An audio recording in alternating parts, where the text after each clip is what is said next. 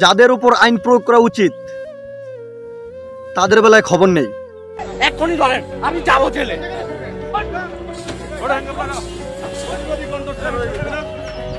আমার ইউনিয়নের সামনে একটা ফুটপাত দিচ্ছে, আমি ফটোটা ভাঙছি কে বল? আমি আপনি কেন ভাঙছেন এটা? আপনার দেশে আমাকে চাকরি দিতে পারবে? আমি একটা স্টুডেন্ট, আমি গ্র্যাড হয়ে যদি আমার এই ফুটপাতে রাস্তার ব্যবসা নামা লাগে, হ্যাঁ ধরেন, হ্যান্ডকাপ করেন, এক্ষুনি ধরেন, আমি যাবো জেলে। আমি মোহাম্মদপুর সরকারি কলেজ থেকে ইন্টার কমপ্লিট করছি, জাহাঙ্গীরনগরে এক্সাম দিচ্ছি, তাড়াতাড়ি। আমার ফ্যামিলি চলতে পারতেছে না, আমার রাস্তা নামা লাগছে ব্যবসা করতে।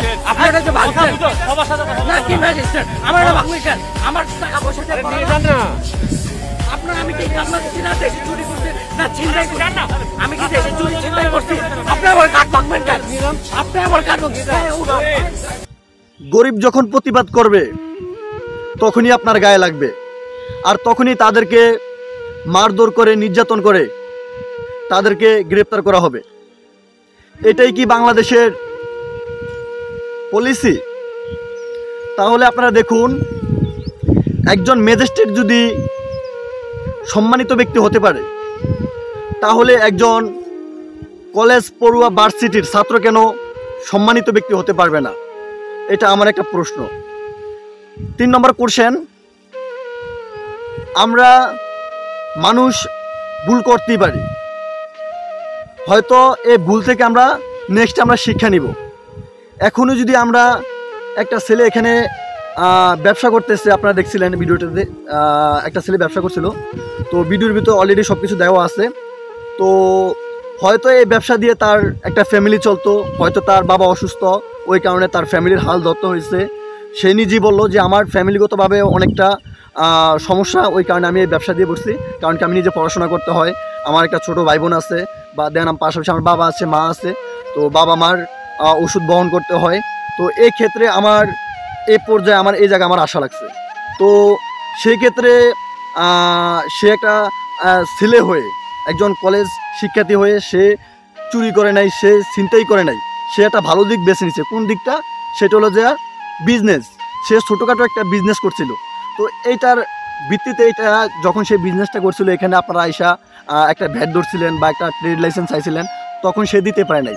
তার জন্য আপনারা কি করছেন? একটা ছেলের জীবনটা পুরো ধ্বংস করে দিচ্ছেন। কীরকম? আপনারা তার ফলের দোকানটাকে একবার পুরো ফিনিশিং করে দিচ্ছেন, মানে যেটা ভেঙে চুরে। তো সেই ক্ষেত্রে আপনারা এটা একটা অন্যায় কাজ করছেন আমি মনে করি।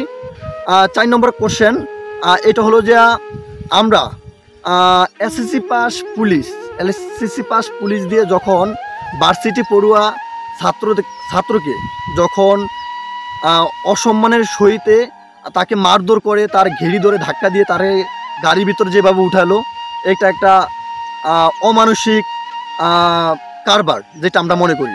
তো আপনারা দেখতে পাচ্ছেন যে ছেলেটাকে কীভাবে মেরে তাকে গাড়ির ভিতরে উঠেছে। তো আপনারা এটা বলতে পারেন যে ছেলেটা এখানে বেয়াদবি করছে। হ্যাঁ, আমি মনে করি ছেলেটা এখানে কোনো বেয়াদবি করে নাই। যেমন একটা কথার চাবুসলি, আপনার বাসাতে আপনার বাবা মা ভাই বোন, আপনার ছোটো একটা ভাই আছে, ছোটো একটা বোন আছে, এবং দেন আপনি আছেন, আর আপনার মা অসুস্থ আর বাবা অসুস্থ। তো এখানে আপনার ফ্যামিলিটা চালাবে কে? নিশ্চয়ই আপনি যে বড় ছেলে আপনি চালাবেন। তখন কি করতে হবে? যে কোনো একটা ব্যবসা করতে হবে। এখন আপনি ছোটোখাটো একটা ব্যবসা করে আপনার ফ্যামিলিটা চালাচ্ছেন, আপনার ছোটো ভাইয়ের পড়ালেখার খরচ দিচ্ছেন, তারপরে বোনের পড়ালেখার খরচ দিচ্ছেন, মা বাবার ওষুধ দাওয়াই, হ্যাঁ, এগুলো আপনি বহন করতেছেন, আর আপনি নিজেও পড়াশোনা করতেছেন। তো এই পর্যায়ে যদি আপনার এসে কেউ একজন এসে আপনার দোকানটারে ভেঙে দেয়, তখন আপনার কাছে কেমন লাগবে? তখন সত্যিকারে আপনি যখনই প্রতিবাদ করতে যাবেন, তখন আপনি হয়ে যাবেন একটা বেয়াদব ছেলে।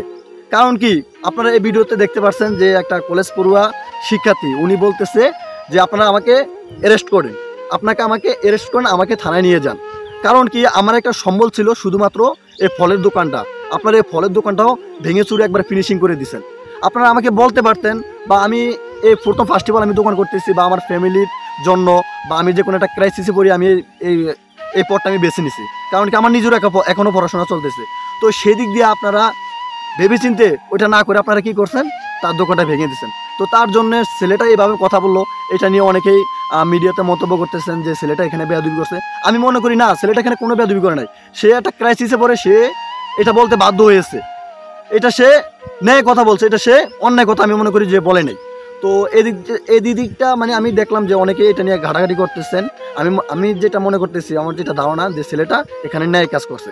তো আপনারা জানেন যে আমাদের মধ্যবিত্ত ছেলেদের আমাদের অনেক স্বপ্ন থাকে, শখ থাকে, আহ্লাদ থাকে যে আমরা ভালো ধরনের একটা জব করব, হ্যাঁ, একটা চাকরি করব। এটা আমাদের, হ্যাঁ, থাকে কি, এটা আমাদের ফিউচার পরিকল্পনাতে, এটা আমাদের আশা থাকে যে আমরা একটা কিছু করব, আমরা একটা জব করবো, একটা চাকরি করব, এমনটা থাকে।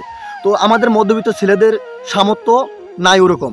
আমরা যখনই পড়াশোনা করে একটা চাকরি নিতে যাব, একটা জব নিতে যাব, তখন আমাদের ঘুষ দেওয়া লাগবে 10 লক্ষ টাকা।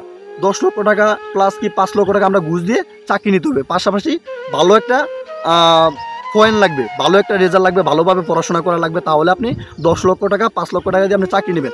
একটা মধ্যবিত্ত সন্তানের, মধ্যবিত্ত ঘরের ফ্যামিলির কখনোই একটা পরিবারের সামর্থ্য থাকে না যে ওইটা দিয়ে তাকে চাকরিটা নিয়ে দিবে। তো আমরা ওই সময় আমরা কি করি, আমরা যে ওইখান থেকে আমরা ভেঙে পড়ি আমরা কি করি, হয়তো অনেকে আছে আমরা কাজ কাম করি, অনেকে আছে ছোটোখাটো বিজনেস করি, ব্যবসা করি, এভাবে আমাদের জীবন চলে। তো যাই হোক, আমি মনে করি যে আমাদের বাংলাদেশে মধ্যবিত্ত ছেলেদের যেখানে কোনো গুরুত্বপূর্ণ কোনো কিছু নেই, গুরুত্ব নেই, আমি মনে করি যে বাংলাদেশে মধ্যবিত্ত ছেলেদের পড়াশোনাটা না করাটাই উত্তম।